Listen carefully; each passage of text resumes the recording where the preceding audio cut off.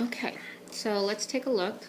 We just finished chapter 16, where turns out Maya and Ellie are doing some outreach in schools, hospitals, nursing homes, it sounds like. And even though it's a different kind of work, Ellie is feeling happy that she is working again.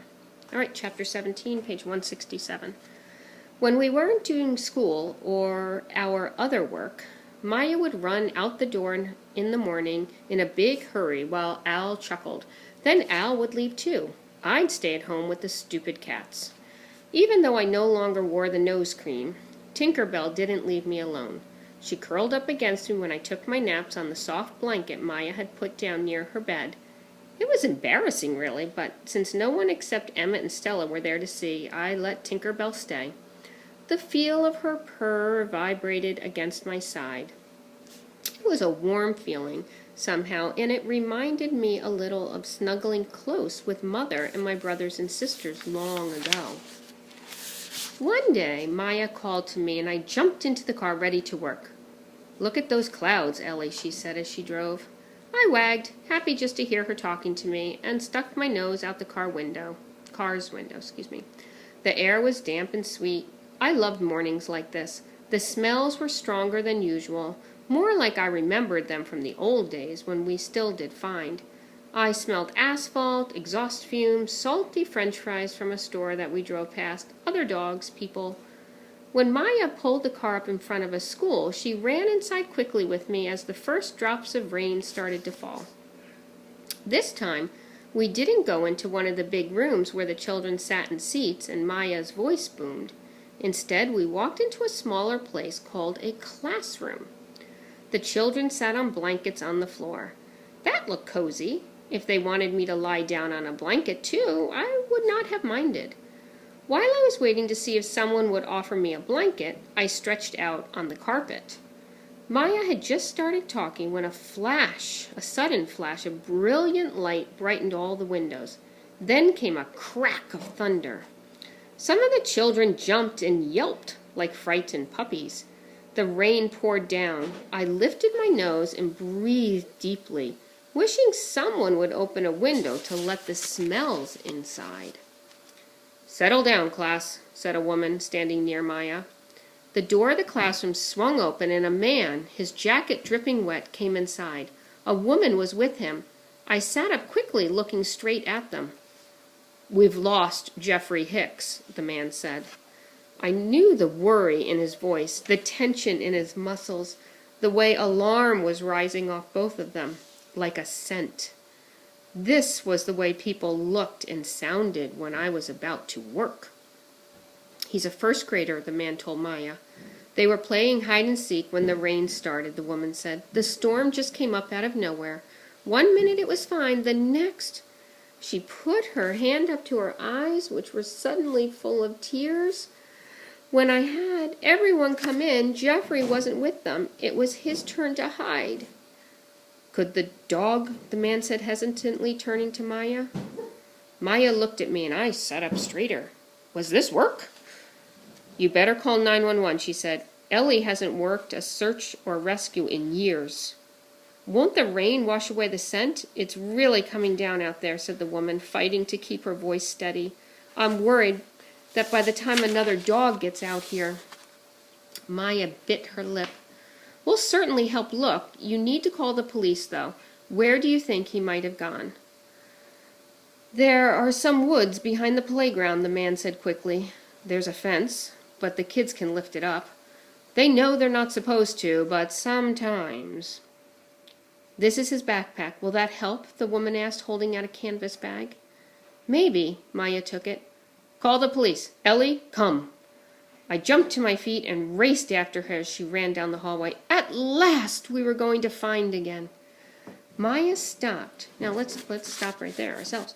So there's been a problem the last couple of years, right after Maya's nose got burned in the chemicals. Remember when she went to find Wally, she couldn't find him, and we found out that she was decertified, which meant she was no longer an active search and rescue dog. She was no longer on the list of dogs to be called. And Maya just said that she hadn't done it in years. So we know not only does she have trouble smelling, but she's an older dog now. Okay, so let's continue on. Let's see. Maya stopped just inside a door. Outside, rain was pounding down. "Look at it rain," she muttered. Her nervous energy sagged. She knelt down beside me, and I felt her worry and her sadness, but her determination too. "Ellie, you ready, girl? Here, smell this." I took a deep whiff of the canvas bag. Remember, a whiff is a deep sniff. I could smell strawberry yogurt, cookie crumbs, paper, crayons, and a person. "Jeffrey, Jeffrey," Maya said, "okay?" She opened the door, and the rain whipped into the hallway. "Find!" I leaped out into the rain. In front of me was a wide stretch of black pavement, and beyond that, a playground piled with wood chips. I coursed back and forth, my nose low to the ground. I could smell many children, although the smells were not strong, and the rain was starting to wash them away. So the smells were not strong. So remember, she doesn't smell very well now, and also too, it's been raining. Okay. Maya was out running away from the school. "Here, Ellie, find here," she shouted over the drumming of the raindrops on the hard ground. We tracked all the way back to the wire fence. Nothing. I could feel Maya's frustration and fear, and it made me tense inside. Was I doing this wrong? Was I being a bad dog? Maya found a piece of the fence next to a pole that had been bent back to make a triangle-shaped hole. "Find, Ellie," she commanded. I sniffed all along the fence, but I could find nothing. "Okay, if he'd gone through that, you'd smell him, right?" "I hope so," she murmured. "Jeffrey," she shouted. "Jeffrey, come on out. It's all right." No one came out. "Keep trying," Maya said softly. "Find, Ellie." We followed the length of the fence all the way around the schoolyard. Nothing. A police car pulled up on the street outside the fence, red lights flashing through the rain. Maya jogged over to talk to the man driving. I was still on find. I kept going, my nose to the ground. It was hard. I wasn't picking up much of anything, and the rain was washing so much away. But I knew if I just concentrated, I could separate the smell of the backpack, the smell that was Jeffrey, from all the others. Jacob had trained me. Maya had worked with me. They'd shown me how to do it. I could still do it if I just didn't quit. There, I had something. I whipped my head around again and sniffed harder. Right in the middle of the fence, there was a gap between two poles. No grown person would be able to squeeze through, but Jeffrey had done it. His scent had been rubbed on both of the poles, strongly enough that the rain had not washed them clean. Jeffrey had left the playground. So, by the way, that is definitely against the rules at a school, right? I dashed back to Maya. She was speaking to the policeman when I got to her feet. "We tried, but it's no good. Ellie can't." Then Maya turned to look at me, shocked. "Ellie," she said. Her voice came out as a whisper. Then it got stronger. "Ellie, show me."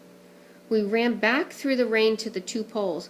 Maya peered through the small gap. "Come on," she shouted, running along the fence toward a gate. I followed. "He left the school grounds. He's on the other side of the fence," she shouted. The policeman got out of the car and ran after us. Maya threw the gate open, and we both raced through it, then back along the fence to the two poles. I could still smell Jeffrey there. I put my nose to the ground. The smell was not as strong, but I could follow it. He had gone this way.